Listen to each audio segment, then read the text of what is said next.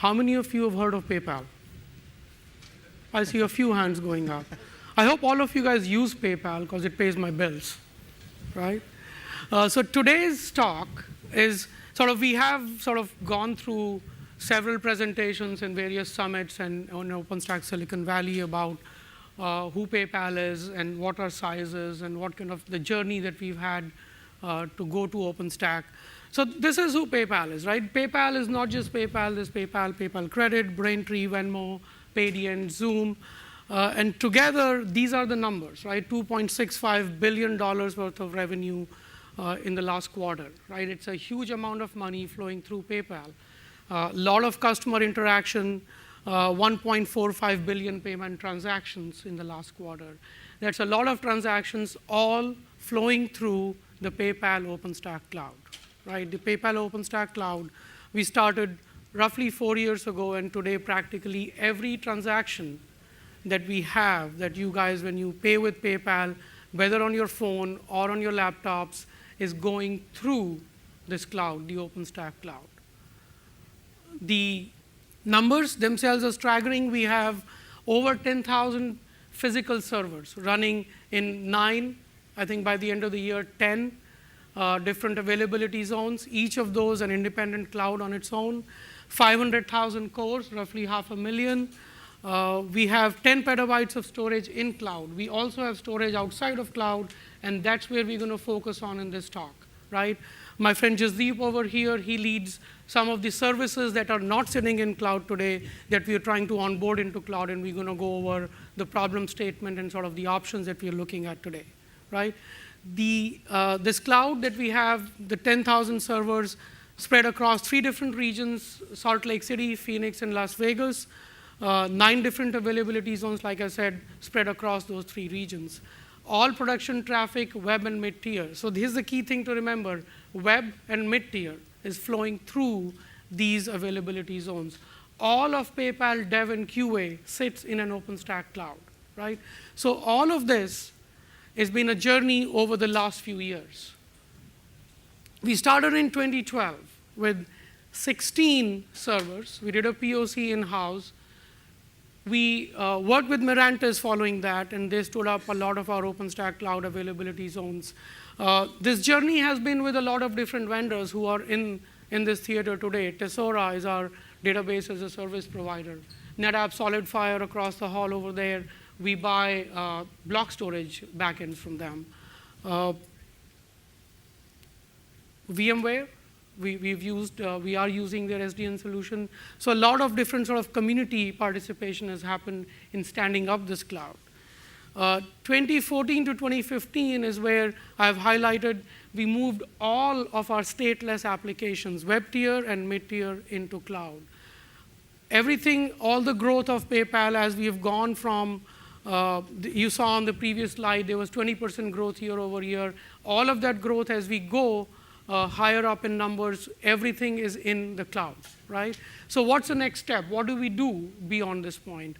And that's where from 2016, starting this year, to next year, we are looking at moving all of our stateful applications in cloud. So stateless applications are a little easier to manage. We spend a lot of time learning, creating processes that help us manage them. Now, when we start thinking about data, obviously the challenges are different, right? So now when we are comfortable with our stateless applications, we say, let's move all stateful applications in cloud as well. Problem statement. What are we trying to do? So today, we have, even with the 10,000 plus servers that we have in OpenStack Cloud, there's another 10,000 plus that are bare metal. And all of those 10,000 plus servers are running these applications, messaging, streaming, caching, search, databases, Hadoop clusters, and there's 100 petabytes of data sitting across all of these applications, right? The challenge is obviously when you deal with bare metal is there's developer agility that's just not there. You need to add something to a cluster. You have to physically bring machines over and add them over there. Efficiency. You buy machines up front, install them. You may not use all of them, right? So the efficiency is not quite there. And of course, elasticity. When you need growth, you don't have the hardware. It takes 6 to 8 weeks to onboard additional hardware from there.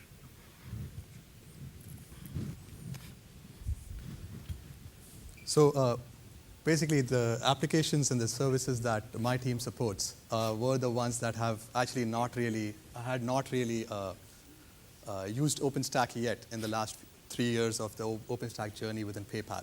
And Anand very nicely pointed out the reasons why we actually have problem with not moving to OpenStack. So there are lots of constraints there. But the process of moving to OpenStack, we wanted to actually figure out what the right patterns, the right solutions are. And to do a due diligence effort, we had a set of guiding principles that we decided to create before we actually went on this endeavor. So the big one was it should be whatever solution we come up with for a stateful application in a cloud environment needs to be hybrid cloud ready. It has to work on OpenStack. And then, as we've seen in the last couple of days, a lot of large enterprises are seeing small opportunities or big opportunities in the public cloud space. And so we need a solution which can actually work for both. And this was a key constraint for PayPal. Cost efficiency is huge. When it comes to 100 petabytes or hundreds of petabytes of data, a small difference per terabyte can make a big difference in the big equation. And so that was a key factor in our evaluation exercise. It needs to be container compatible. We, as platform teams and our application developers, today are not really looking at containers as a nice to have. It's pretty much a must-have scenario for us. So in our near-term or long-term future, it's going to be containers all the way. And so that was another key criteria for us when we actually selected our solution. No loss of efficiency and performance. This is a hard one. So every time you actually bring in an additional layer over a bare metal scenario, it's very hard to actually achieve similar efficiency and performance. So we wanted to come up with a solution which was actually very close, if not the same, in terms of efficiency and performance. But what we really wanted the solution to bring to the table was agility and elasticity.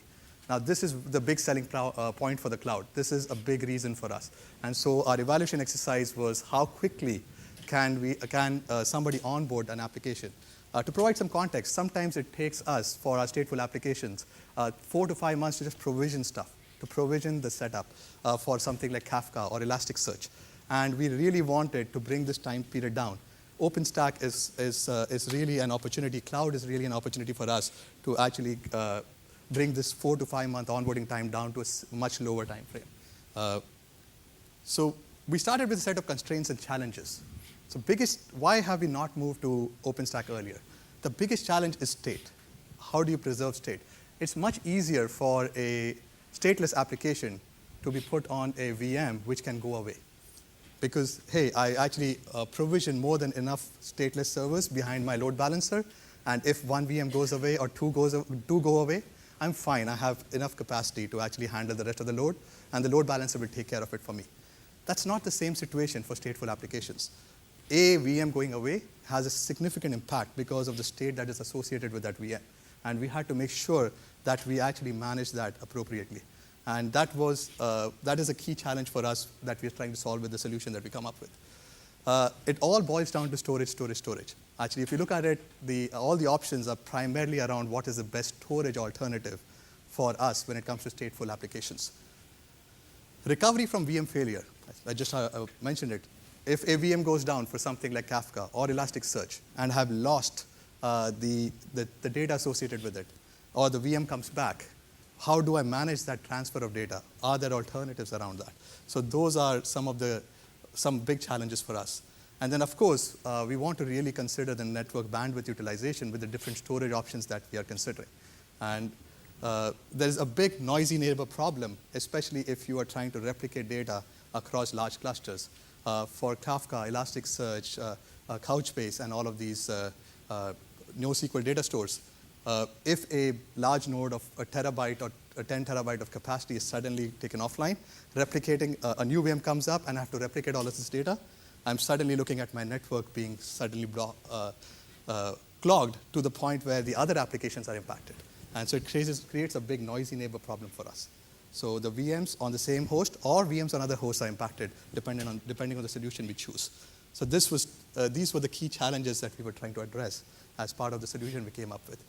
So we considered 4 options. The first one was the VMs are actually using a SAN kind of a setup.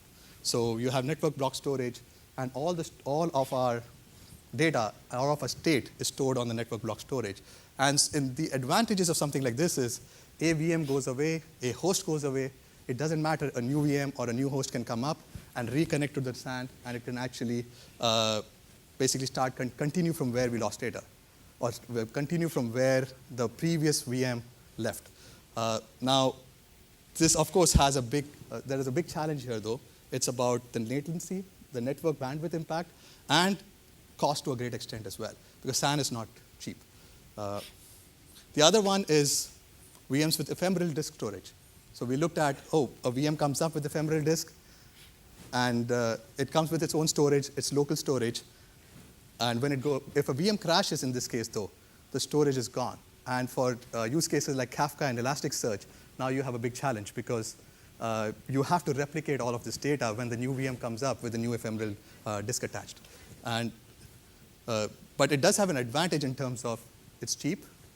It doesn't have the noisy neighbor problem to a certain extent. And it doesn't have the network bandwidth to a great extent, the network bandwidth impact to a great extent.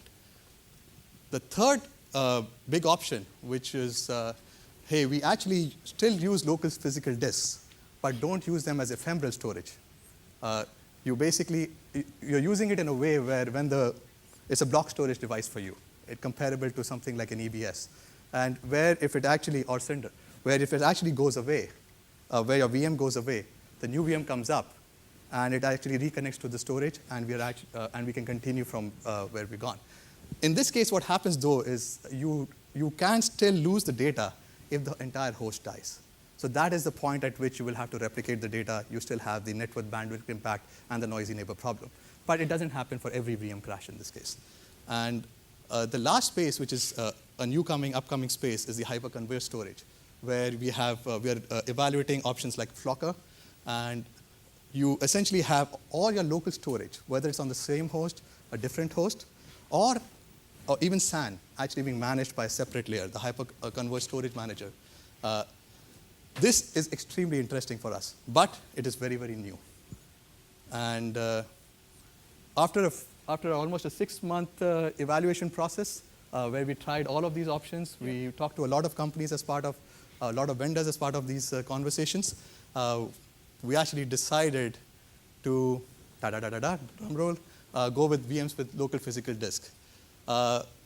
Looking at all the trade-offs that the other options actually provided us, we realized that it actually gave us the best bang for the buck. The advantages far outweighed the disadvantages for PayPal's use cases. And we do not lose data when the VM is lost, which takes care of a lot of this replication concerns that we had. The network bandwidth, to a great extent, the network bandwidth does not become a concern for us because it's local disks. And it is cheaper, much cheaper than something like SAN. And so the big disadvantage for this option, though, is still that you can, if the host itself is lost, we will lose the storage, and we will have to do replication at that point of time. The advantages, as I already pointed out, far outweigh the disadvantages in our use case, and so we ended up going with this for now. The big conclusion I want to basically point out from this entire exercise is we are moving ahead full steam with VMs with local physical disk because of the current state of affairs and the current needs that we have. However, the hyperconverged storage space is extremely exciting for us. We're keeping a very close eye on it. We're seeing how that evolves. We're looking at Flocker, as I mentioned earlier, and we're going to keep looking at other alternatives as well to figure out if that is an option for us in the future. There is also another thing. Depending on the use cases, we will very likely support multiple options. So we don't want to, even though we're going full steam ahead with one of the options for now, for our current use cases, there is a very high likelihood that going in the future, we will actually start supporting more of the options that we mentioned earlier. And I want to close with this option also keeps the hybrid cloud story in mind. So this is, it works on OpenStack, and it works on public cloud providers as well. That's it from us. Thank you. Thank you.